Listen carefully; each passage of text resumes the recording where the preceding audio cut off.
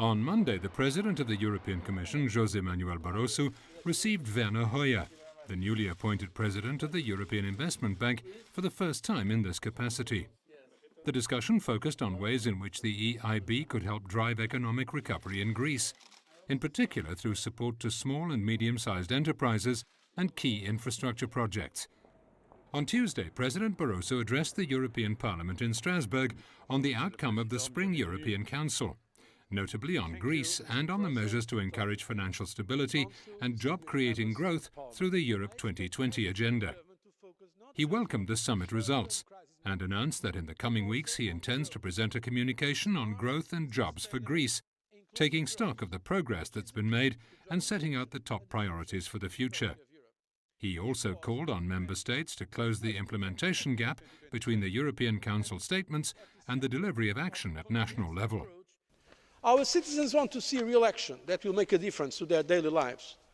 Since the informal European Council at the end of January, the Commission has been taking this action with regard to slashing youth unemployment and support to SMEs.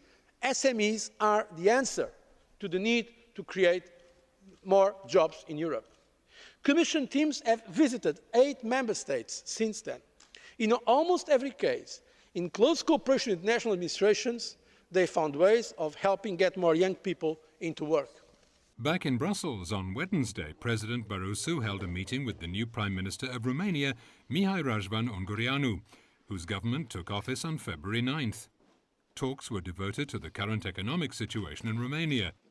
President Barroso acknowledged the good cooperation under the EU-IMF financial assistance programme.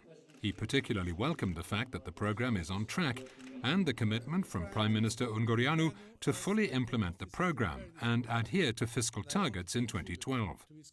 The President recalled the practical help that the European Union is providing in terms of investments in Romania, mainly through EU structural and cohesion funds.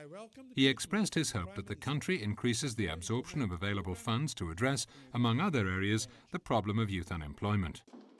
On the same day, President Barroso met with US Congressman Jim Costa. They discussed EU-US relations and focused on the global economy. President Barroso shared his view that the EU-US high-level working group on jobs and growth is progressing well, and that further liberalization of trade between Europe and the United States would bring clear benefits to both sides.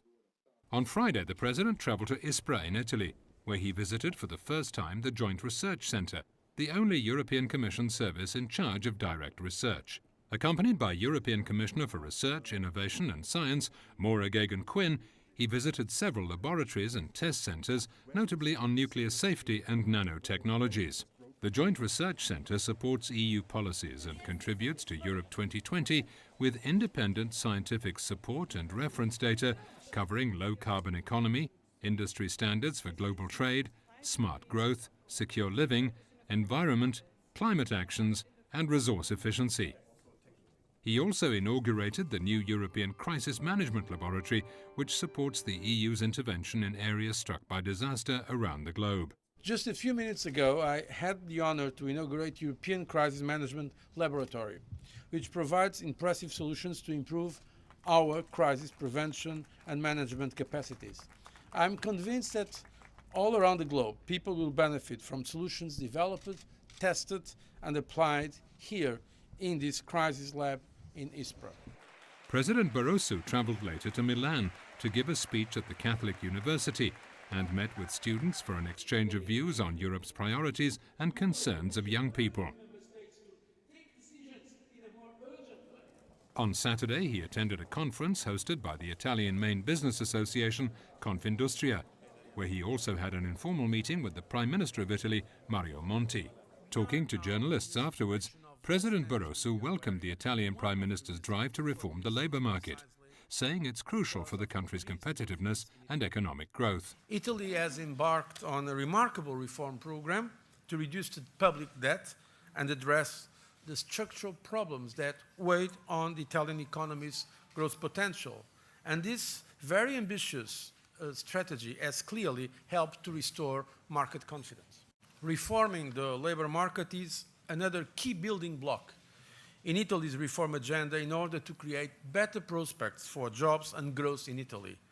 bold and comprehensive action is required to tackle both low participation rates and labour market dualism, with the youth in particular often in precarious employment. It's also indispensable for the euro area and the European Union, he added, emphasising Italy's importance for the European Union and the common currency. Confindustria estimates the government's package of reforms would boost the annual growth rate of the gross domestic product, or GDP, to 2.2% from 0.7% without the reforms.